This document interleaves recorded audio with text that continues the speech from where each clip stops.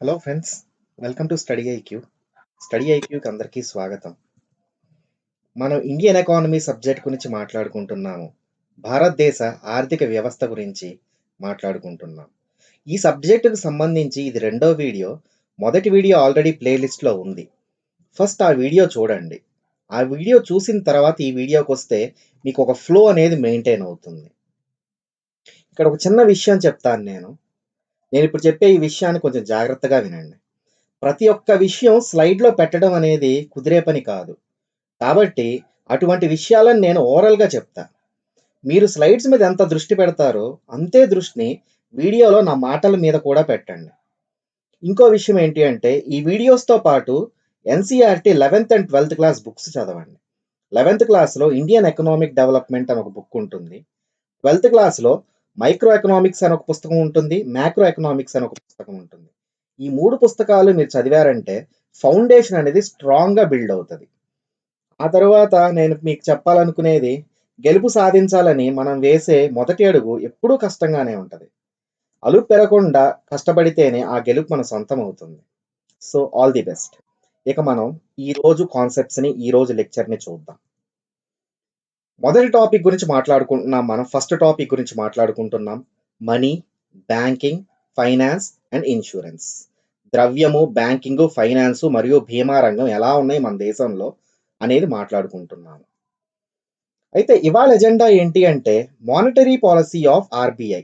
Reserve bank of India యొక్క ద్రవ్య విధానం ఎలా ఉంది, ఏంటి అనేది తెలుసుకుందాం. Evolution of money. ద్రవ్యం యొక్క ఆవిర్భావం, దాని యొక్క పరిణామం ఏంటి అనేది చూద్దాం ఇక్కడ. సింధు నాగరికత వరకు కూడా మనం ఎటువంటి నాణేలను కానీ, ఎటువంటి కరెన్సీ నోట్లను గాని వాడినట్టు ఎలాంటి ఆధారము లేదు చరిత్రలో. కానీ చరిత్ర ఏం చెప్తుంది అంటే, 1000 బీసీ నుంచి 1000 బీసీ నుంచి 600 బీసీ మధ్యలో మనం కొన్ని నాణేలని ఇంట్రొడ్యూస్ చేసుకున్నాము, ప్రవేశపెట్టాము అని చెప్తుంది. మొదటిగా మనం ప్రవేశపెట్టిన నాణెం రాగి నాణెం. ఆ తర్వాత కొన్ని వెండి నాణేలు పడ్డాయి. ఇప్పుడు ఏదైతే చూస్తున్నారో ఇది మన దేశంలో మొట్టమొదటిసారిగా ప్రవేశపెట్టబడిన బంగారు నాణెం. ఈ బంగారు నాణ్యాన్ని కుషానా రూలర్ అయిన, కుషానా రాజు అయిన భీమా కార్డ్ఫియాసెస్ 100 ఏడీలో దీన్ని ప్రవేశపెట్టారు. మన దేశంలో కరెన్సీని డీల్ చేసే వ్యవస్థ బ్యాంకింగ్ వ్యవస్థ. అసలు బ్యాంక్ అంటే ఏంటి? బ్యాంక్‌ని ఫైనాన్షియల్ ఇంటర్మీడియరీ అంటారు. అంటే ఆర్థిక మధ్యవర్తిత్వం అనేది చేస్తది. అంటే అది ఎలా చేస్తుంది అంటే, సేవర్స్ లేదా డిపాజిటర్స్ వీళ్ళ దగ్గర నుంచి డిపాజిట్ల రూపంలో డబ్బులు తీసుకొని, రుణగ్రహీతలు లేదా బారోవర్స్ వీళ్ళకి రుణాలనిస్తుంది. అంటే ఒక ఆర్థిక మధ్యవర్తిత్వం అనేది చేస్తుంది. బారోవర్స్‌కి, తరువాత డిపాజిటర్స్‌కి మధ్య ఒక వారధిగా నిలబడుతుంది. మరి ఈ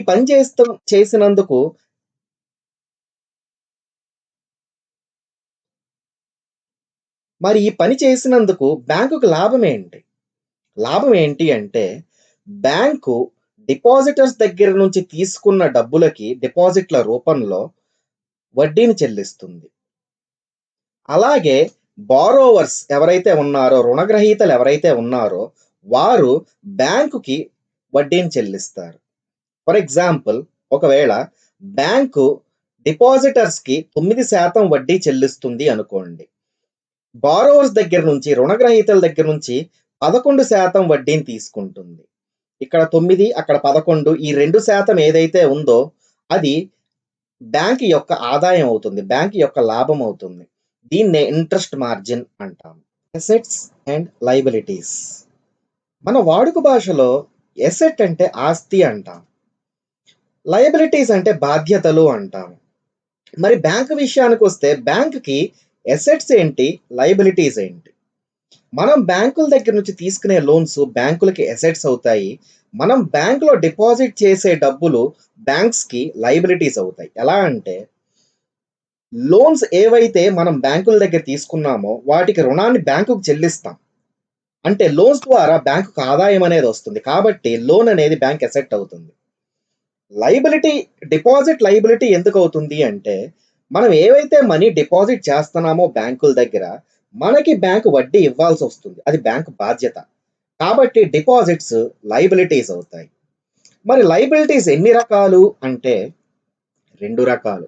demand liabilities, time liabilities. Current అకౌంట్‌లో, సేవింగ్ అకౌంట్‌లో ఉన్న డబ్బుల్ని, ఉన్న డిపాజిట్స్‌ని యాక్చువల్‌గా డిమాండ్ లయబిలిటీస్ అంటాము.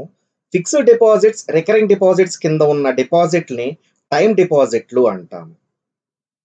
మరి ఇక్కడ ఇంపార్టెంట్ పాయింట్ ఏంటి అంటే, బ్యాంకుల దగ్గర మన ఇండియన్ బ్యాంకింగ్ సిస్టమ్‌లో ఓవరాల్‌గా డిమాండ్ లయబిలిటీస్ కింద ఎక్కువ డిపాజిట్లున్నాయా?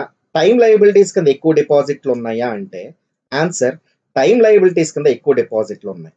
టైమ్ లయబిలిటీస్ కింద దగ్గరగా 78,000 బిలియన్ రూపీస్ ఉంటే, డిమాండ్ లయబిలిటీస్ కింద దగ్గరగా 8,000 బిలియన్ రూపీస్ ఉన్నాయి. ఇప్పుడు తెలుసుకోవాల్సిన important point net demand and time liabilities. చూడండి ఒకసారి. అసెట్స్ అంటే చూసాం, లయబిలిటీస్ అంటే చూసాం. లయబిలిటీస్‌లో 2 రకాలు ఉన్నాయి. Demand liabilities, time liabilities. ఇది తెలుసుకున్నాం. ఇప్పుడు net demand and time liabilities అంటే ఏంటో చూద్దాం. ఎన్‌డిటీఎల్ చాలా ఇంపార్టెంట్ కాన్సెప్ట్. ఈ రోజు కన్సిడర్ చేయండి. ఎగ్జాంపుల్ చెప్తున్నాను నేను. ఈ రోజు కన్సిడర్ చేయండి. ఈ రోజు టోటల్ డిపాజిట్స్ ఇండియాలో ఉన్న అన్ని బ్యాంకుల్లో టోటల్ డిపాజిట్స్ డిమాండ్ కానివ్వండి, టైమ్ కానివ్వండి డిపాజిట్స్ 140 కోట్లు వెళ్ళాయి. ఇదే రోజు 40 కోట్ల రూపాయలు విత్‌డ్రాయల్ కింద బ్యాంక్స్ నుంచి బయటికి వెళ్ళిపోయాయి. 140 డిపాజిట్లు, 140 కోట్ల డిపాజిట్లు, 40 కోట్ల విత్‌డ్రాయల్‌లు. అంటే net demand and time liabilities ఏమవుతాయి? 140 - 40 100 కోట్లు. ఈ net demand and time liabilities కాన్సెప్ట్‌ని జాగ్రత్తగా గుర్తుపెట్టుకోండి. ముందు దీంతో మనకు చాలా అవసరం ఉంటుంది. ఇక్కడ నేను మీకు ఒక ఇంపార్టెంట్ కాన్సెప్ట్‌ని ఇంట్రడ్యూస్ చేస్తాను. జాగ్రత్తగా వినండి. Demand and supply. డిమాండ్ మరియు సరఫరా.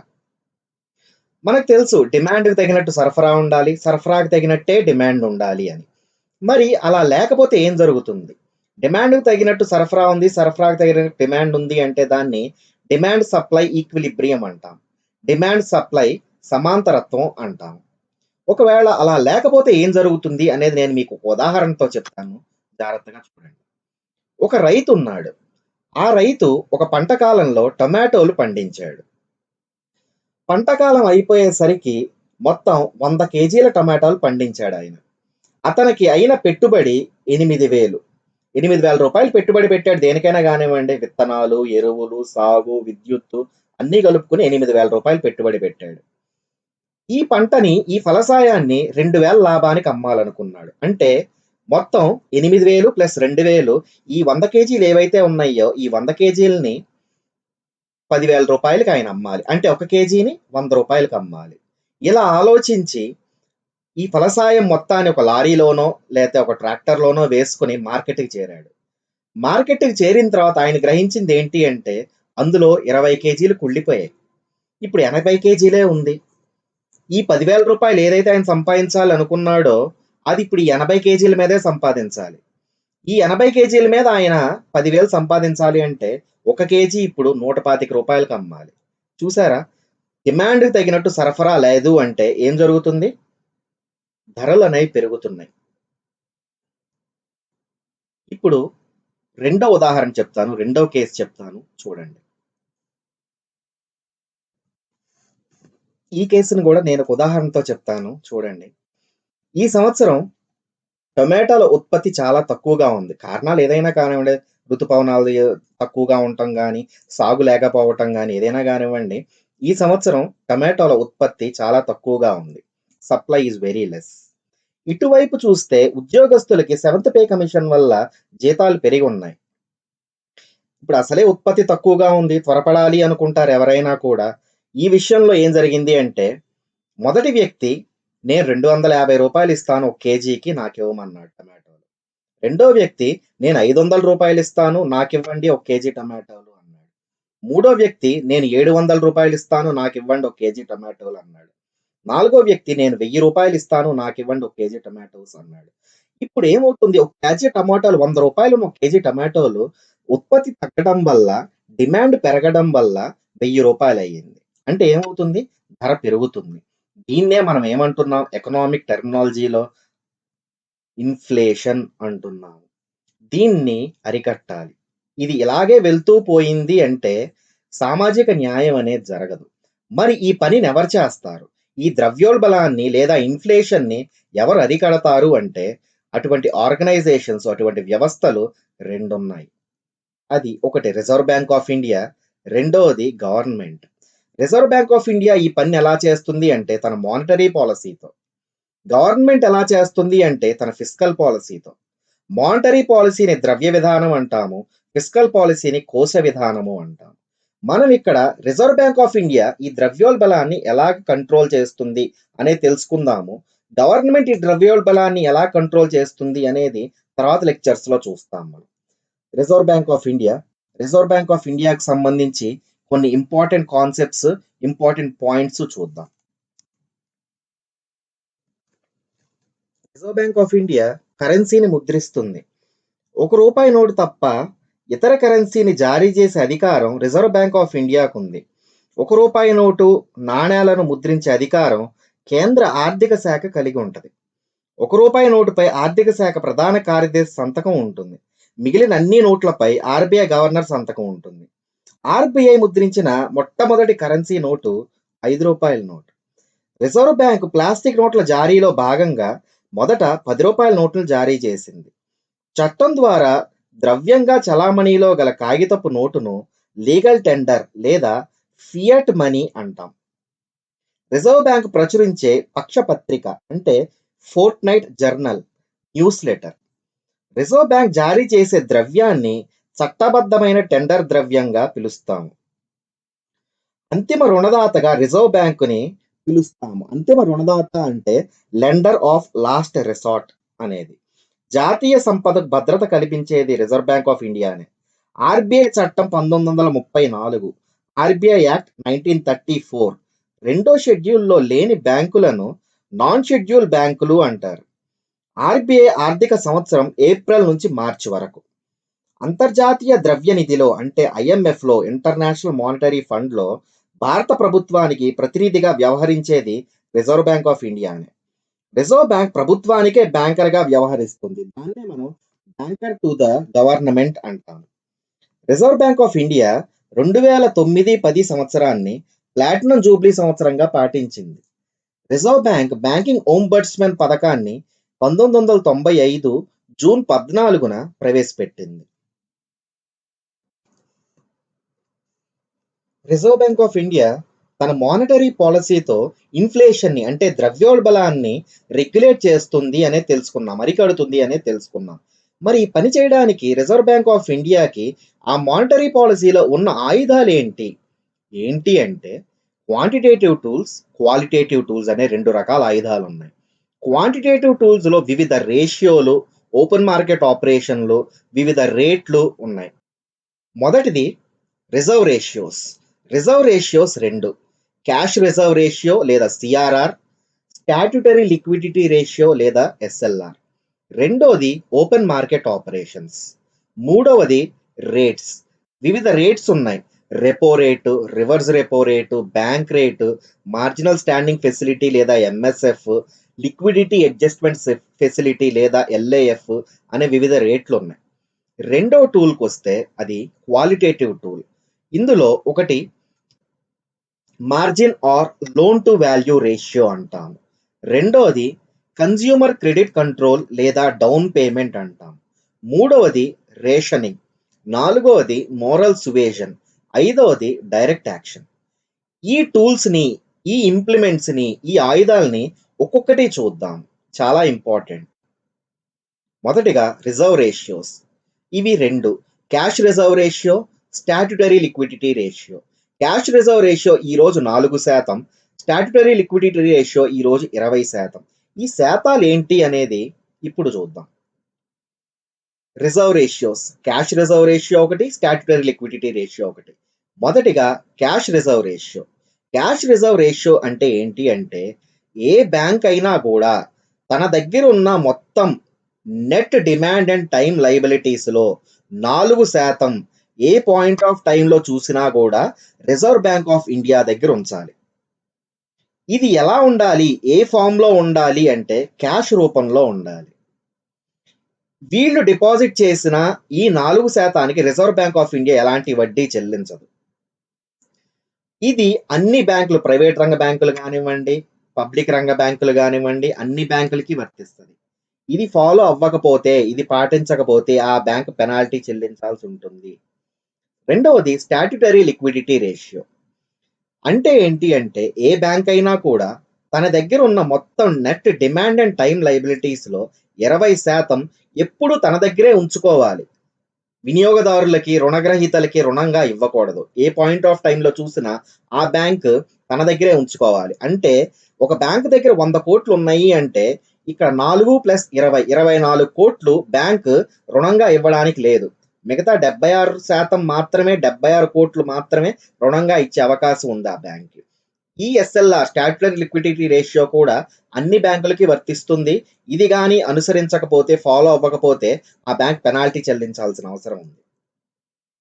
మరి ఈ ఎస్ఎల్ఆర్‌ని, సీఆర్ఆర్‌ని, స్టాట్యుటరీ లిక్విడిటీ రేషియోని, క్యాష్ రిజర్వ్ రేషియోని ఇన్‌ఫ్లేషన్‌ని ఫైట్ చేయడానికి, ఇన్‌ఫ్లేషన్ అరికట్టడానికి, ఇన్‌ఫ్లేషన్‌ని రెగ్యులేట్ చేయడానికి ఎలా వాడతాము?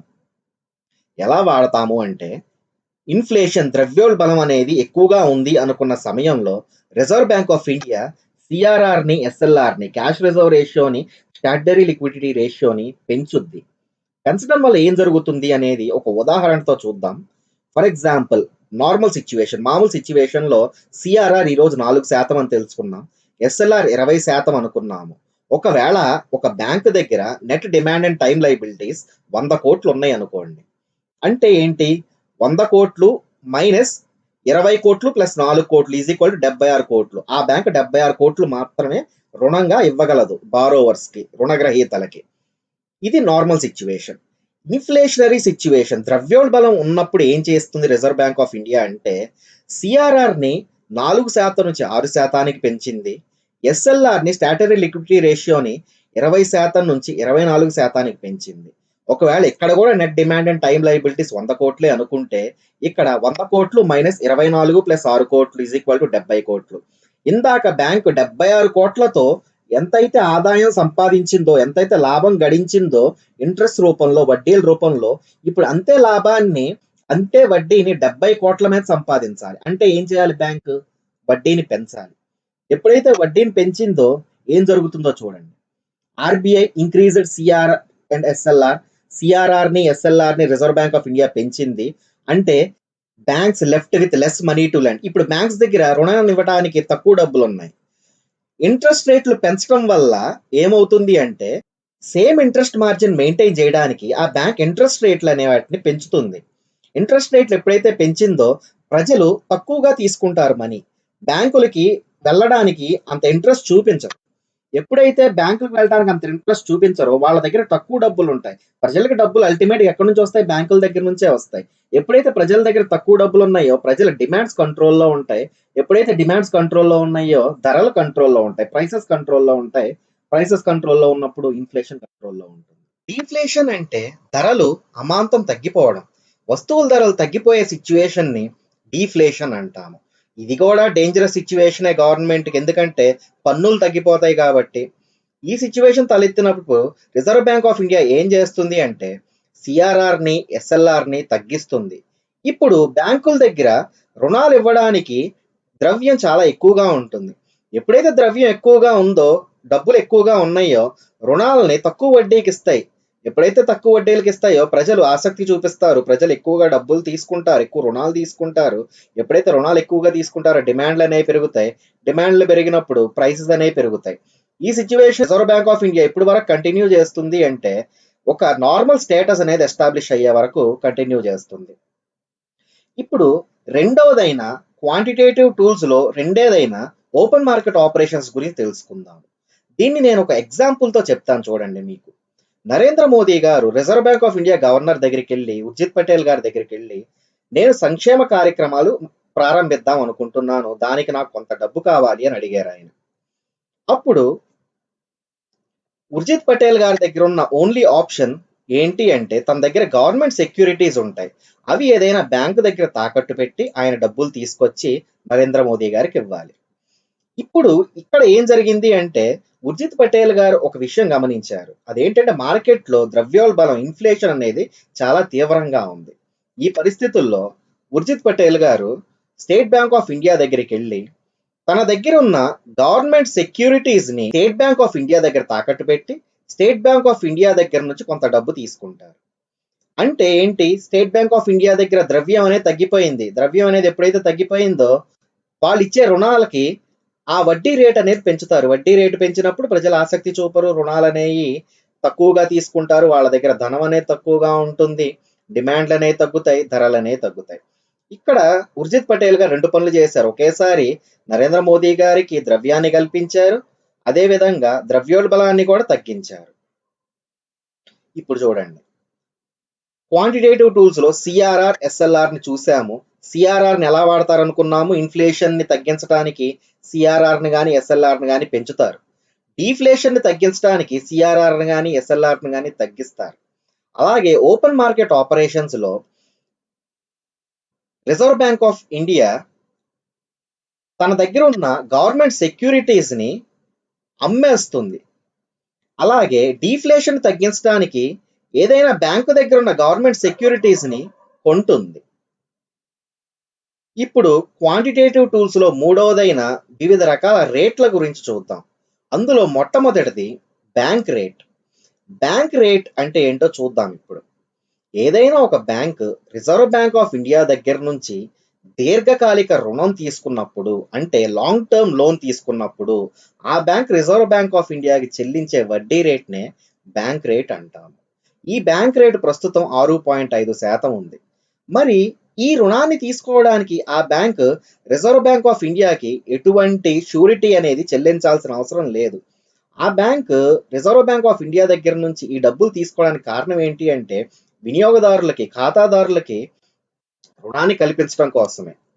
ఇప్పుడు ఈ బ్యాంక్ రేట్ ని ఇన్ఫ్లేషన్ ని తగ్గించడానికి, ద్రవ్యోల్బణాన్ని తగ్గించడానికి ఎలా వాడతాము?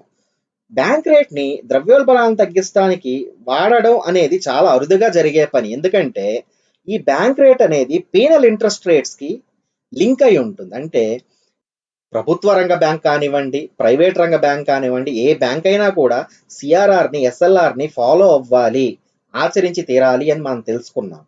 అది ఆచరించినప్పుడు పెనాల్టీ కట్టాలని కూడా తెలుసుకున్నాం. ఈ పెనాల్టీ ఇంట్రెస్ట్ రేటు బ్యాంక్ రేటుకి లింక్ అయి ఉంటుంది. అంటే బ్యాంక్ రేట్ ప్లస్ 3% అనేది మీ పెనాల్టీ, మీరు రిజర్వ్ బ్యాంక్ ఆఫ్ ఇండియా కట్టాలి అని చెప్పడం.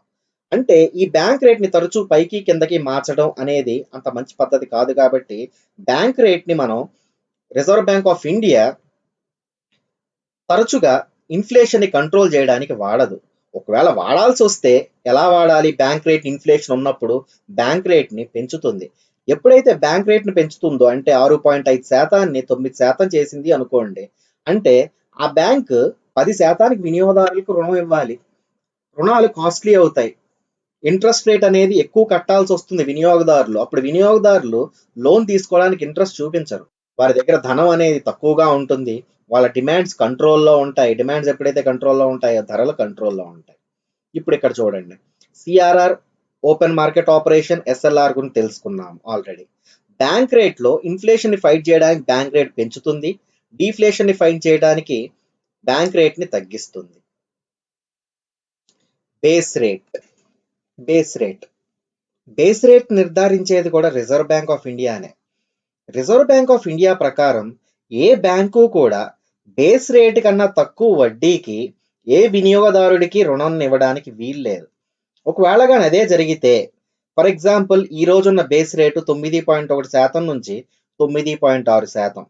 ఏదైనా ఒక బ్యాంకు 8%కి రుణాలు ఇవ్వాలి అనుకోండి, వినియోగదారులందరూ కూడా ఆ బ్యాంకు దగ్గరికే వెళ్తారు. అంటే ఒక గుత్తాధిపత్యం అనేది ఏర్పడుతుంది, ఒక బ్యాలెన్స్ అనేది డిస్టర్బ్ అవుతుంది.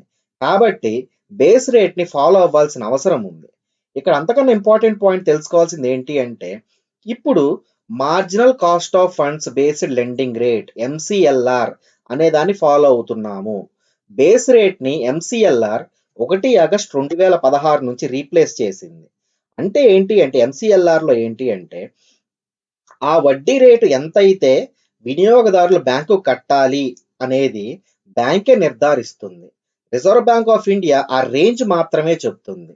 అయితే పాత లోన్లు ఏవైతే ఉన్నాయో, అంటే 1 ఏప్రిల్ 2016 ముందు ఉన్న లోన్లన్నీ కూడా బేస్ రేట్ పరిధిలోకి వస్తాయి. 1 ఏప్రిల్ 2016 నుంచి ఉన్న లోన్స్ ఎంసీఎల్ఆర్ పరిధిలోకి వస్తాయి.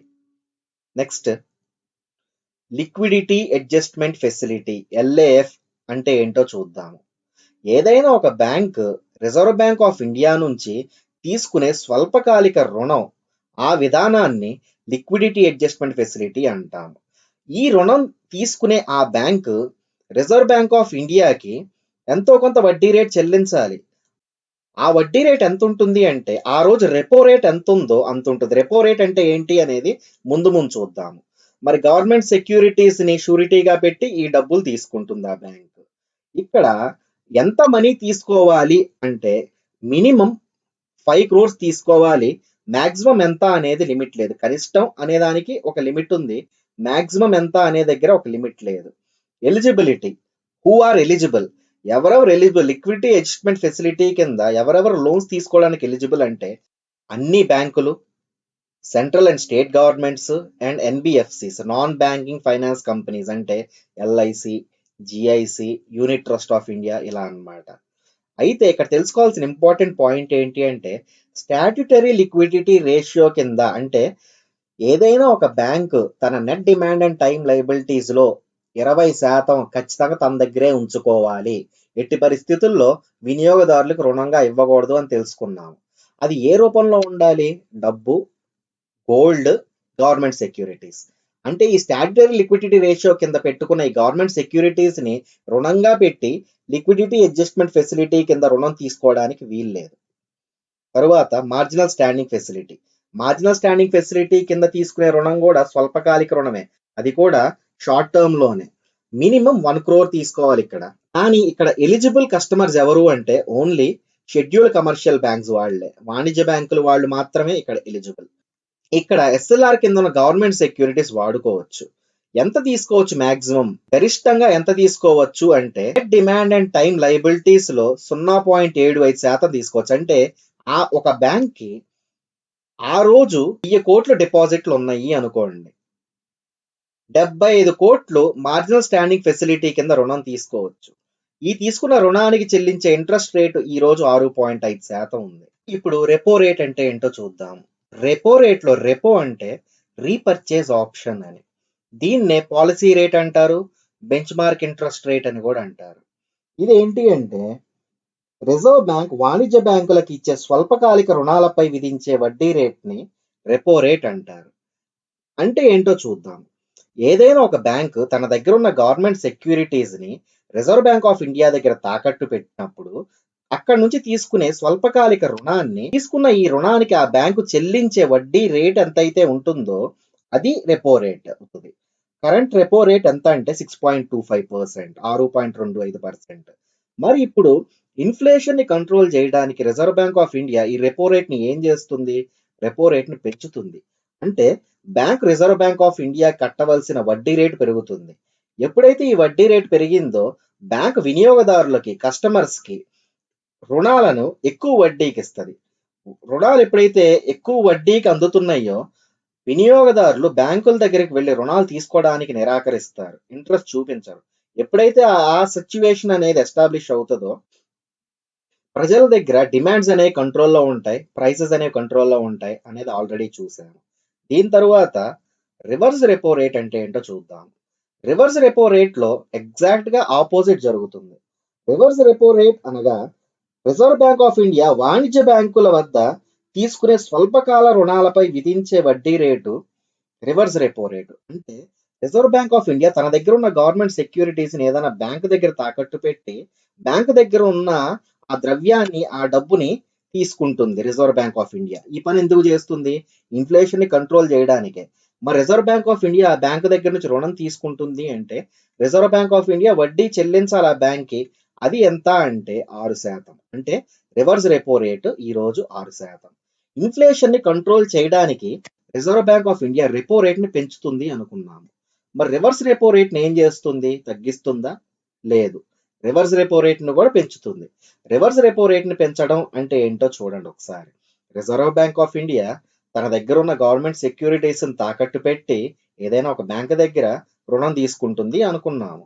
అంటే రిజర్వ్ బ్యాంక్ ఆఫ్ ఇండియా ఆ బ్యాంకుకి వడ్డీ చెల్లిస్తుంది. ఎప్పుడైతే ఇన్ఫ్లేషన్ కంట్రోల్ చేయడానికి రివర్స్ రెపో రేట్ని పెంచుతున్నామో రిజర్వ్ బ్యాంక్ ఆఫ్ ఇండియా చెల్లించే వడ్డీ పెరుగుద్ది.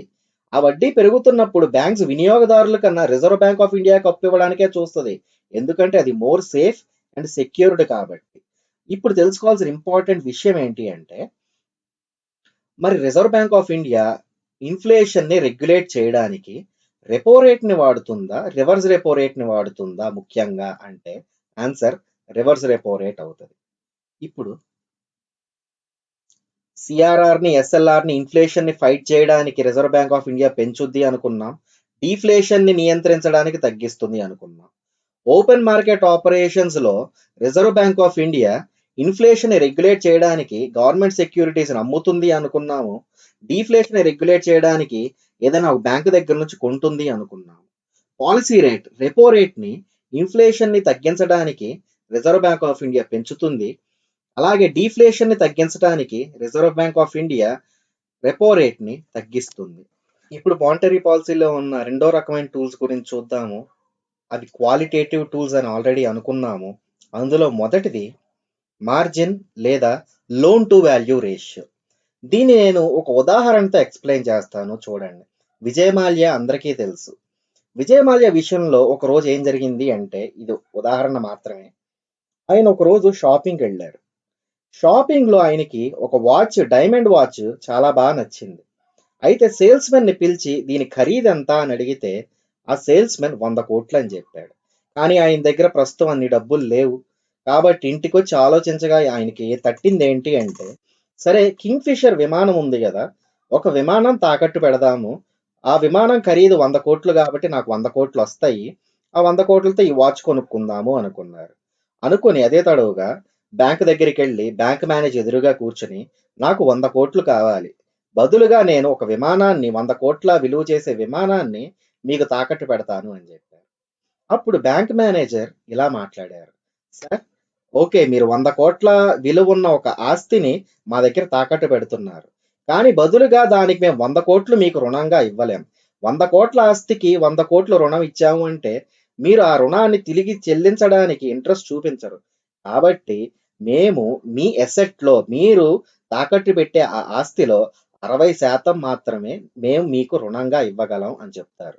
అంటే 60 కోట్లు మాత్రమే మేము మీకు రుణంగా ఇవ్వగలం, మిగతా 40 కోట్లు మీరు మీ చేతిలో డబ్బులు ఖర్చు పెట్టుకోవాలి అని చెప్తారు. అప్పుడు ఈయన సందిగ్ధంలో పడతారు. అంటే ఇప్పుడు రిజర్వ్ బ్యాంక్ ఆఫ్ ఇండియా ఒకవేళ ఇన్ఫ్లేషనరీ సిచ్యువేషన్ని కంట్రోల్ చెయ్యాలి అంటే లోన్ టు వాల్యూ రేషియోని ఏం చేస్తుంది, లోన్ టు వాల్యూ రేషియోని తగ్గిస్తుంది. ఇప్పుడు లోన్ టు వాల్యూ రేషియోని 60% అన్నాము, దాన్ని 50% చేసింది అనుకోండి, 50 కోట్లు మాత్రం విజయ్ మాల్యాకు వస్తుంది, 50 కోట్లు తన చేతిలోంచి ఖర్చు పెట్టుకోవాల్సి వస్తుంది. అప్పుడు ఆయన లోన్ తీసుకోవడానికి నిరాకరిస్తారు. ఎప్పుడైతే లోన్ తీసుకోవడానికి నిరాకరిస్తున్నారో ఆ వస్తువును కొనడానికి కూడా ఆయన నిరాకరించినట్టే. అప్పుడు ఆ వస్తువుకి డిమాండ్ తగ్గుతుంది. ఎప్పుడైతే ఆ వస్తువు డిమాండ్ తగ్గిందో ఆ వస్తువు ప్రైస్ అనేది, ధర అనేది కంట్రోల్లో ఉంటుంది. రెండవది కన్స్యూమర్ క్రెడిట్ కంట్రోల్ లేదా డౌన్ పేమెంట్. ఫర్ ఎగ్జాంపుల్, ఉదాహరణకి మీరు ఒక కారు కొనుక్కుందాం అనుకున్నారు. ఆ కారు విలువ ఇన్వాయిస్లో చూస్తే 10 లక్షలు ఉంది. సరే కదా అని చెప్పేసి బ్యాంక్కి వెళ్ళి బ్యాంక్ మేనేజర్ దగ్గర 10 లక్షల ఇన్వాయిస్ మీరు పుటప్ చేసి 10 లక్షలు రుణం కోరారు. బ్యాంకు మీకు 10 లక్షల రుణం ఇవ్వదు. మీకు 7.5 lakhs రుణం ఇచ్చింది అంటే 2.5 lakhs మీరు మీ చేతిలోది ఖర్చు పెట్టాల్సి వస్తుంది. ఏదైతే ఈ 2.5 lakhs ఉందో అది డౌన్ పేమెంట్ అవుతుంది. దాన్నే మనం డౌన్ పేమెంట్ అంటాము. మరి ఇన్ఫ్లేషన్ సిచ్యువేషన్ని కంట్రోల్ చేయడానికి రిజర్వ్ బ్యాంక్ ఆఫ్ ఇండియా ఈ డౌన్ పేమెంట్ని ఏం చేస్తుంది, డౌన్ పేమెంట్ని పెంచుతుంది. ఇందాక మీరు 2.5 లక్షలు చెల్లించాల్సి వస్తే డౌన్ పేమెంట్ కింద దాన్ని 4 లక్షలు చేస్తుంది. అంటే బ్యాంకు నుంచి మీకు 6 లక్షలు మాత్రమే రుణం వస్తుంది, మిగతా 4 లక్షలు మీరు డౌన్ పేమెంట్ కింద మీ చేతిలోంచి కట్టాల్సి వస్తుంది. అప్పుడు మీరు ఆబ్వియస్లీ రుణం తీసుకోవడానికి నిరాకరిస్తారు. అంటే కారు కొనడానికి నిరాకరించినట్టే, కారుకున్న డిమాండ్ తగ్గుతుంది. అప్పుడు కారు ధరలనే కంట్రోల్లో ఉంటాయి. క్వాలిటేటివ్ టూల్స్లో మూడవది రేషనింగ్. మన ఆర్థిక వ్యవస్థ వ్యవసాయ రంగం అంటే అగ్రికల్చర్ సెక్టార్, పారిశ్రామిక రంగం అంటే ఇండస్ట్రియల్ సెక్టార్, సేవా రంగం అంటే సర్వీస్ సెక్టార్గా విభజించబడింది. రిజర్వ్ బ్యాంక్ ఆఫ్ ఇండియా ఏ రంగంలో అయితే ఇన్ఫ్లేషన్ ఐడెంటిఫై చేసిందో ఆ రంగానికి రుణాలు తగ్గించమని బ్యాంక్ సెక్టార్లకు ఆదేశం జారీ చేస్తుంది. ఒకవేళ ద్రవ్యోల్బలం గనక, ఇన్ఫ్లేషన్ గనక ఇండస్ట్రియల్ సెక్టార్లో ఉంటే, పారిశ్రామిక రంగంలో ఉంటే పారిశ్రామిక రంగానికి రుణాలు తగ్గించమని చెప్తుంది. ఒకవేళ సేవా రంగంలో ఉంటే సేవా రంగానికి రుణాలు తగ్గించమని ఆర్బీఐ బ్యాంకులకు ఆదేశం చేస్తుంది. ఇక నాలుగవది మోరల్ సువేషన్. అంటే ఏదైనా ఒక బ్యాంక్ గనక రిజర్వ్ బ్యాంక్ ఆఫ్ ఇండియా ఆదేశాలు పాటించకపోతే ఆ బ్యాంక్ బ్రాంచ్ మేనేజర్స్ని, జోనల్ మేనేజర్స్ని పిలిచి క్లోజ్డ్ డోర్ మీటింగ్స్ కండక్ట్ చేస్తుంది. ఈ మీటింగుల్లో రిజర్వ్ బ్యాంక్ ఆఫ్ ఇండియా ఆదేశాలు పాటించనందుకు వాళ్ళు ఎదుర్కొనే పర్యవసానాలు, ఎదుర్కొనే పెనాల్టీలు, వీటి గురించి జోనల్ మేనేజర్స్కి, బ్రాంచ్ మేనేజర్స్కి ఒక క్లారిటీ తీసుకొస్తుంది. తరువాత డైరెక్ట్ యాక్షన్. అంటే మోరల్ సువేషన్ తర్వాత కూడా ఆ బ్యాంక్ వైఖరి మారకపోతే reserve bank of India direct యాక్షన్కి వెళ్తుంది. అంటే ఆ బ్యాంక్ యొక్క లైసెన్స్ని క్యాన్సిల్ చేయటం కానీ, ఆ బ్యాంక్ని వేరే బ్యాంకుతో మెర్జ్ చేయటం కానీ చేస్తుంది. మరి ఇన్ని నియమ నిబంధనలు ఫాలో అవుతున్న మానిటరీ పాలసీకి కొన్ని లిమిటేషన్స్ ఉన్నాయి. అంటే రిజర్వ్ బ్యాంక్ ఆఫ్ ఇండియా అన్నిటినీ నియంత్రించలేదు. అందులో కొన్ని ఏంటో చూద్దాం. Lack of much investment alternatives. Investment మార్గాలు మన దేశంలో తక్కువగా ఉండటం కారణంగా మన దగ్గర ఉన్న వినియోగదారులందరూ కూడా తమ దగ్గర ఉన్న ధనాన్ని బ్యాంకుల్లో వేస్తున్నారు. దాన్ని రిజర్వ్ బ్యాంక్ ఆఫ్ ఇండియా నియంత్రించలేదు. ఎప్పుడైతే బ్యాంకుల్లో వేస్తారో బ్యాంకుల దగ్గర డబ్బులు అనేవి పెరుగుతూ ఉంటాయి. వాళ్ళ దగ్గర డబ్బులు ఎప్పుడైతే పెరుగుతున్నాయో వాళ్ళు ఇచ్చే రుణాల యొక్క వడ్డీలు కూడా ఫ్లక్చువేట్ అవుతూ ఉంటాయి. దాన్ని రిజర్వ్ బ్యాంక్ ఆఫ్ ఇండియా నియంత్రించలేదు. Unorganized money market. అంటే లోకల్ మనీ లెండర్స్. బ్యాంకుల దగ్గరికి వెళ్లకుండా కొంతమంది లోకల్ మనీ లెండర్స్ దగ్గరికి వెళ్ళి వాళ్ళ దగ్గర ఉన్న కొన్ని వస్తువులు తాకట్టు పెట్టి మనీ తెచ్చుకుంటారు, డబ్బులు తెచ్చుకుంటారు. ఇలా చేసినా కూడా రిజర్వ్ బ్యాంక్ ఆఫ్ ఇండియా దీన్ని నియంత్రించలేదు. ఇలా చేసినప్పుడు ప్రజల దగ్గర ధనం అనేది పెరుగుతుంది. ఎప్పుడైతే ధనం పెరిగిందో వాళ్ళ డిమాండ్స్ అనేవి పెరుగుతాయి. డిమాండ్స్ పెరిగినప్పుడు ధరలు అనేవి పెరుగుతాయి అని మనం ఆల్రెడీ చూసున్నాము. తర్వాత వాతావరణం reserve bank of India regulate చేయలేదు. ఋతుపవనాలు సరిగ్గా లేకపోయినా, తుఫాన్లున్నా, ఏదైనా కరువు కాటకాలు వచ్చినా, లేదా ఏదైనా వరదలు వచ్చినా ఆ సంవత్సరం వస్తువుల యొక్క ధరలు ఆటోమేటిక్గా పెరుగుతాయి. దీన్ని కూడా రిజర్వ్ బ్యాంక్ ఆఫ్ ఇండియా నియంత్రించలేదు. ఆ తరువాత బ్లాక్ మనీ, సబ్సిడీల్లో ఉన్న అవకతవకలు, ఆ తర్వాత ఫిస్కల్ డెఫిసిట్, వీటి వల్ల కూడా ధరలు పెరగడం తగ్గడం అనేది చేస్తుంది. దీన్ని కూడా రిజర్వ్ బ్యాంక్ ఆఫ్ ఇండియా నియంత్రించలేదు. తర్వాత క్రూడ్ ఆయిల్ని, బంగారాన్ని మనం బయట దేశాల నుంచి కొనుక్కుంటున్నాం. దాన్ని మన దేశంలో ఉన్న డబ్బులతోనే కొనుక్కోవాలి. ఆర్బీఐ రిజర్వ్ బ్యాంక్ దగ్గర ఉన్న డబ్బులతోనే కొనుక్కోవాలి. అప్పుడు ఈ క్రూడ్ ఆయిల్ మరియు గోల్డ్ మీద ఖర్చు పెట్టే ఈ ధనం బ్యాంకింగ్ సిస్టంలోకి రాదు. దీన్ని రిజర్వ్ బ్యాంక్ ఆఫ్ ఇండియా ఏం చేయలేదు. మరి ఈ సిచ్యువేషన్ని రెగ్యులేట్ చేయడానికి రిజర్వ్ బ్యాంక్ ఆఫ్ ఇండియా ఏం చేసింది అంటే అప్పటి ఆర్బీఐ గవర్నర్ రఘురామ్ రాజన్ గారు అప్పటి డిప్యూటీ గవర్నర్ అయిన ఉర్జిత్ పటేల్ గారి చైర్మన్షిప్ లో ఒక కమిటీని వేశారు. ఆ నియమించిన కమిటీ పేరు expert committee to revise and strengthen the monetary policy framework.